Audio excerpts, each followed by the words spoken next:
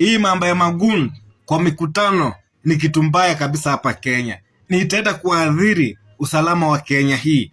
Mnasemanga tu Haiti. Hasa Kenya itakuwa mbaya zaidi kushinda kule Haiti penye mnasemanga.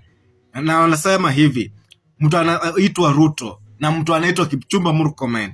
Nyinyi ndio mmeanzisha kitu. Mjue bila mtadhibiti kitu mwakishe imeisha. Wakati tunaelekea uchaguzi wa 27 litakuwa zaidi, kwa sababu mkumbuke 207 kule bile kulikuwa. Alafu saa hii kitu mnaileta 2027, mnafikiri wananchi watakuwa aje? Mnafikiri wananchi watatorokea wapi? Mkumbuke 207 bile kulikuwa, na 207 kulianza hivi polepole kuhakisha moto, kuchoma vitu za watu, mauaji kwa wingi, watu wakakufa bila hatia yote.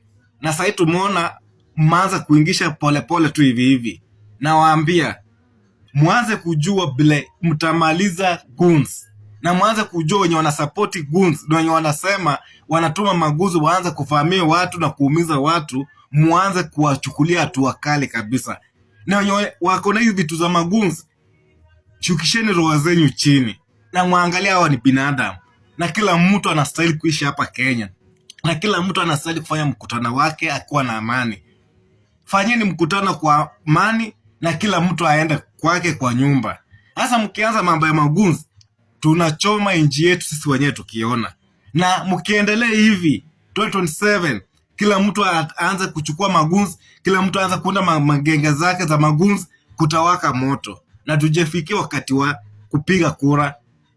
Tukifikia 2027 tukipiga kura, utaona sasa vita vitakuwa vimechacha moto, kwa sababu ni mzigo yenye sisi wenyewe tulijitakia, ni mambo sisi wenyewe tulijitakia. Na itakuwa kubaya 2027 kwa sababu tukuweza kudhibiti na tukuweza kuleta amani Kenya hii. Sasa penye Ruto huko